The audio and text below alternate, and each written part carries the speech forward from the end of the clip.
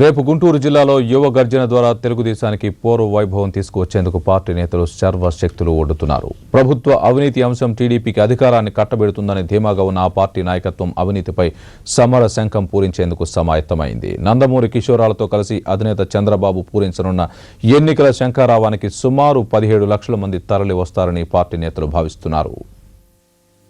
అవినీతిపై పోరాటంలో భాగంగా తెలుగుదేశం పార్టీ ప్రతిష్టాత్మకంగా నిర్వహిస్తున్న యువ గర్జనకు చురుకుగా ఏర్పాట్లు సాగుతున్నాయి.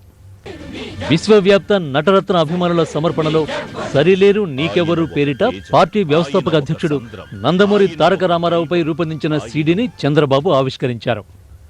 నందమూరి కథానాయకుల చిత్రాలు, పాటలు, డైలాగులు, పోస్టర్లు డౌన్లోడ్ చేసుకునేలా రూపొందించిన TDPmobile.comను ప్రారంభించారు.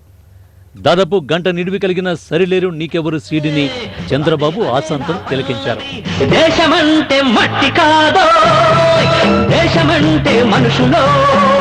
ఎన్టీఆర్ను కారణ జన్ముడిగా అభివర్ణించిన బాబు అవినీతిని అంతం చేసేందుకే యువ గర్జన నిర్వహిస్తున్నామన్నారు. ఈ అవినీతి పాలన వల్ల యువత భవిష్యత్తు అంధకారం అవుతుందనే ఆలోచనతో ఎక్కడికక్కడ యువకులందరూ కూడా సమాయత్తం అవుతున్నారు. వారిని ఒకటే మేము చెప్తున్నాం, ఈ రాష్ట్రాన్ని కాపాడుకోవాలి. ఈ అవినీతిని పూర్తిగా మనందరం కూడా అవినీతి పైన తిరగబడవలసిన అవసరం ఉంది. అటు ఎల్లుండి జరిగే యువ గర్జనకు రాష్ట్రం నలుమూలల నుంచి సుమారు 17 లక్షల మంది తరలిరానున్నట్లు ఆ పార్టీ సీనియర్ నాయకుడు గోరంట్ల బుచ్చయ్య చౌదరి తెలిపారు.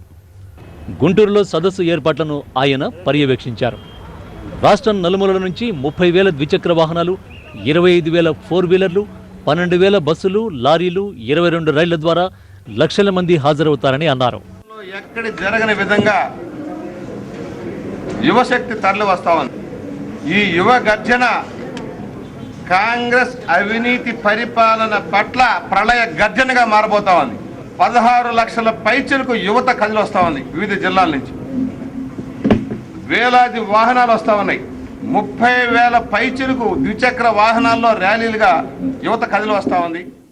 సదస్సుకు హాజరయ్యే తెలుగు యువతకు నందమూరి అభిమానుల కోసం ఎన్టీఆర్ ట్రస్ట్ నుంచి 120 ప్రాంతాల్లో అత్యవసర వైద్య సేవలు సమకూర్చుతున్నామన్నారు.